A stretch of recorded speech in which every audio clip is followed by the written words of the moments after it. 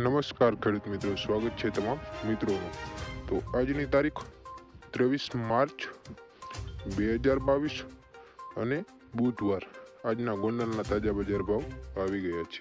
કપાસ 1200 થી 2426 રૂપિયા, ઘઉં 425 થી ઊંચો ભાવ 561 રૂપિયા, જીરું 2000 રૂપિયાથી લઈને આજનો ઊંચો ભાવ 4091 રૂપિયા। ત્યારબાદ આગળ